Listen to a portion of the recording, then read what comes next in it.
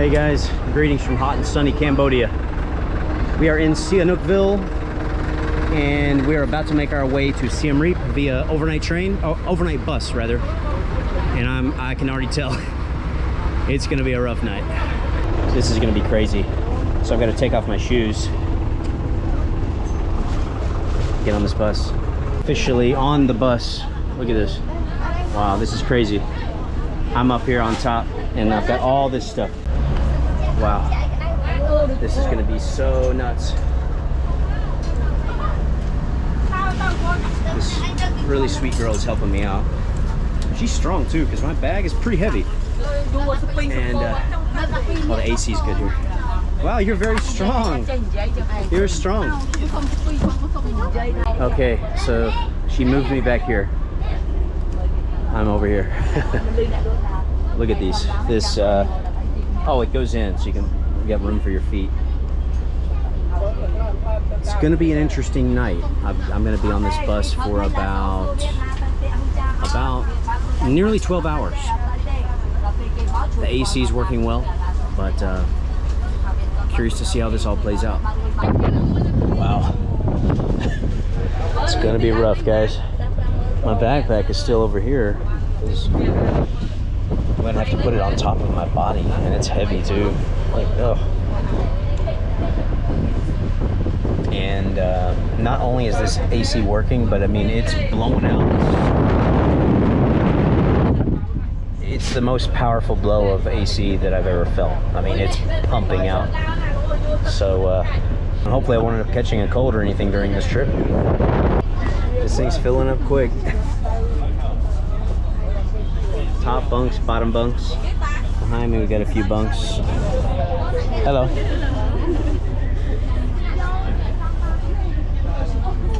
And the spot for my feet, I've got to put my backpack there, so I can't put it underneath the bus because it's just got too many valuables in it.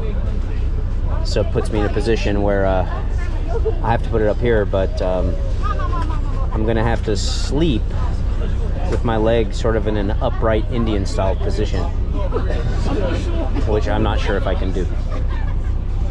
And this thing is pumping out cold air. Like, I think I'm gonna have pneumonia by the time I get there. All right, guys, we're less than an hour in. We're rolling, that's for sure. I'm kind of doing like an Indian style.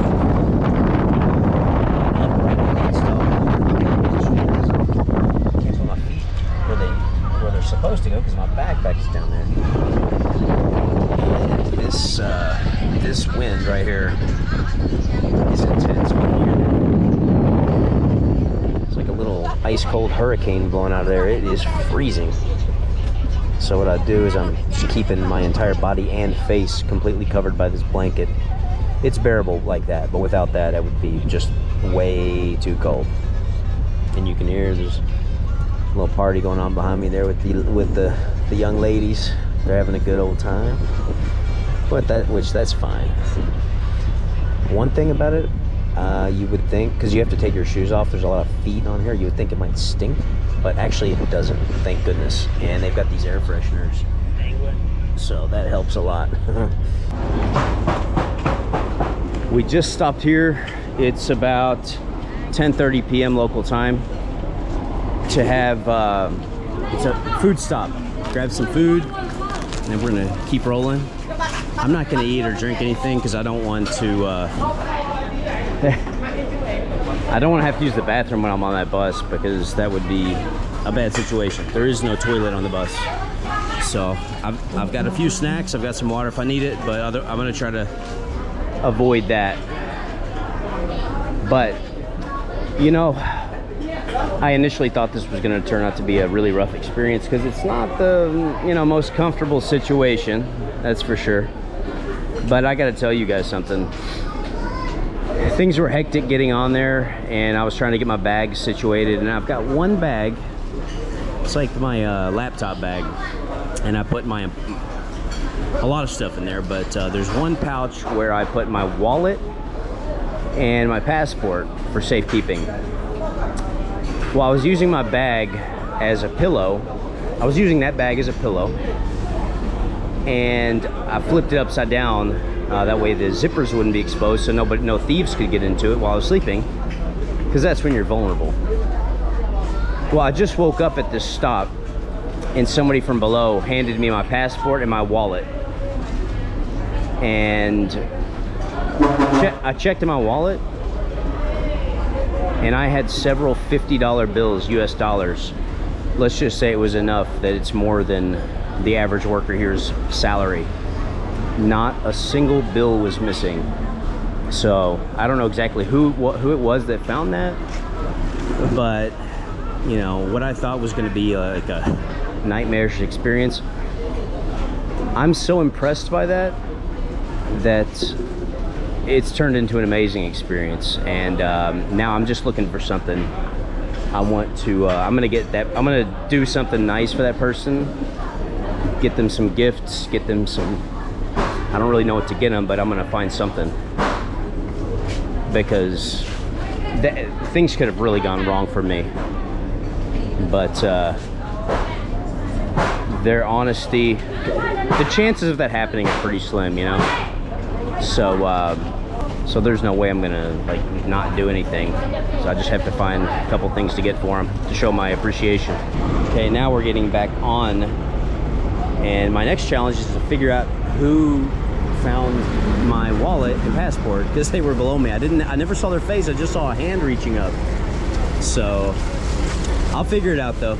Okay, so as my way to say thanks, I've got them a few different snacks that I tried to give them the best snacks I could get, like dried fruit and this canned like shrimp or seaweed flavored crackers.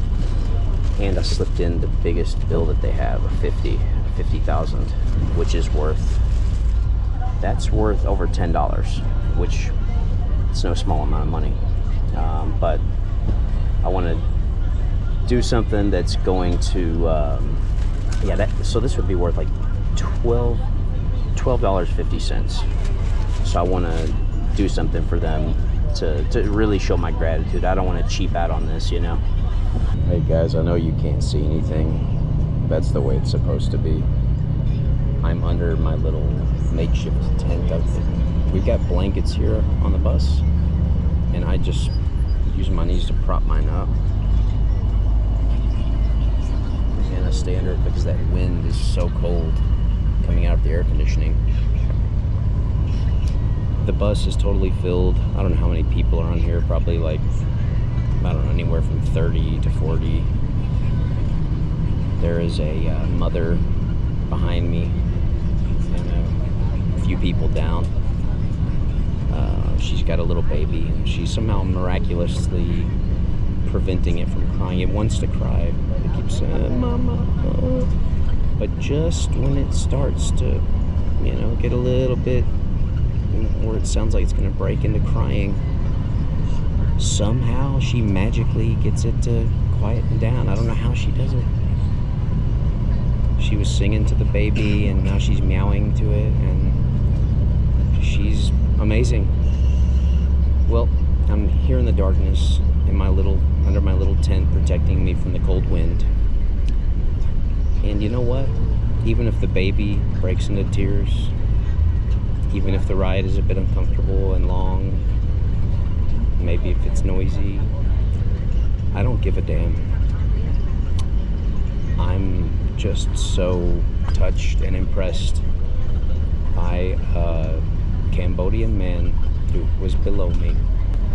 I'm on the top bunk, he's on the bottom bunk, and when we arrived at that rest stop, I just saw a hand extend. I couldn't see a face, I just saw an arm and a hand. And he gave me first my wallet and then my passport. I was confused. I was like, what in the world? Why are my two most important things that I have while I'm traveling, how did they fall? And those are the only two things that fell. It's just one of those crazy experiences, and not a single bill was missing, and he didn't have to do that, you know, but he did, and I'm very touched. And to me, that's the whole takeaway during this entire ride. Doesn't matter what happens, if a baby cries, or, you know. I expected this ride to be, you know, kind of rough, and things were starting out kind of rough. It's tight quarters. I didn't have the best experience with getting on. There was a bunch of confusion. You know, I've been quite uncomfortable, but I found a few ways to shift my body to where I can actually be comfortable. And then I've got the broken AC unit just above me, which is just blowing out a very powerful, steady stream of freezing cold air. And none of that bothers me. The fact that this man, who I met him, and I thanked him, used Google Translate, and gave him his gifts and a tip. And you know, that's for me, that's the only real takeaway from this ride. So maybe the video is called "The Cambodian Bus Ride from Hell," which is sort of what I expected it to be. But it's amazing what some kindness and honesty can do to change things, because there's nothing that can really faze me now. I'm just feel happy, I feel grateful, and I could tell that guy was genuinely happy and surprised when I offered him his gifts. And I told him via Google Translate, not accepting is not an option, you must accept this. And he did, and I'm glad he did. And I could tell he was surprised and happy, and that this is the takeaway from the entire bus ride. So the bus ride from hell actually turned out to be pretty amazing. We're not done yet. I'm still going to share the rest of it with you all, but this is while I'm here under my little makeshift tent, I'm just kind of reflecting on what happened. And to be honest, it hit me emotionally in a good way. It's very touching. Anytime I've come to a place where I meet a lot of, well, let's just say this, whenever I have been to countries where I've met the poorest of people that I've come across, I always end up running into situations that get me a bit emotional, because I just see amazing things. So just know that there's a whole lot of goodness in humanity out there. You know, I know sometimes we look at the news and it's depressing. We see people bickering and on Twitter or just wherever, social media.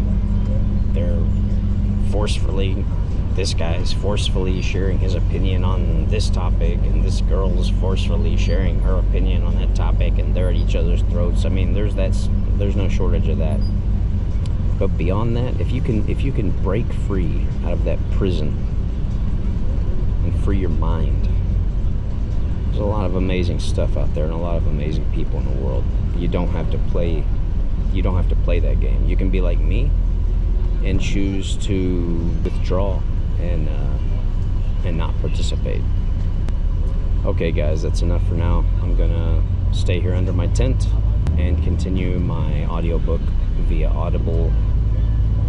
I'm telling you guys, audiobooks are a lifesaver for these kind of trips. Truly a lifesaver. Hey guys, it's about 5:30 a.m. I don't know if you can see it, but I had to stuff a blanket into this AC unit. I can see nobody else on here is freezing. But I was so damn cold. I really think I might end up getting sick. Hopefully not, but I had to cover that. I just wish I would have done that earlier. But at this point, it was just unbearable. So damn cold. But putting that, luckily I had that towel with me, and I stuffed it in that AC unit, and makes such a big difference. But yeah, having my legs bent for about 11 hours now. Bent at the knees, my knees are aching. And it's not the end of the world, but it's definitely, I'm feeling it. I'll be happy to get off this bus.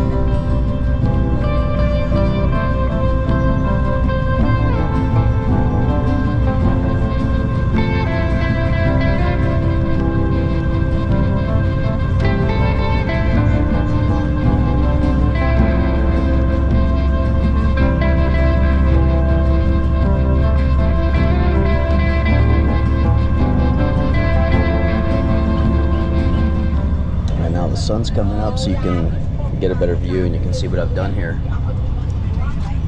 to stop the airflow, because it was really bad. It was brutal, and I should have done it earlier. I'm probably going to be sick as a result of that, but it was hitting me from about 6:30 p.m. yesterday until about 5:30 a.m. this morning. So, but at least I guess it's better late than never, because things did improve a little bit once I put that up there. But yeah, we should be pulling into Siem Reap pretty soon. Well, holy smokes, guys. That was 12 and a half hours, and you can't see that sign. It says Siem Reap bus station. We have made it. Long journey, interesting journey. And thank God for that one-time use disposable towel. I used that at the beach today, and I'm glad I kept it and didn't throw it out, because I mean, it was literally almost unbearable. I mean, you can handle it for a while, but after a few hours, it was just brutal. And I've been sitting in like this kind of like Indian style position, because my backpack was in the foot area. I've been like this for nearly 12 and a half hours. And if you were really tall and not very limber, you would struggle here. Anybody that's like over 6 feet tall would really struggle. And getting up on these top bunks is not that easy.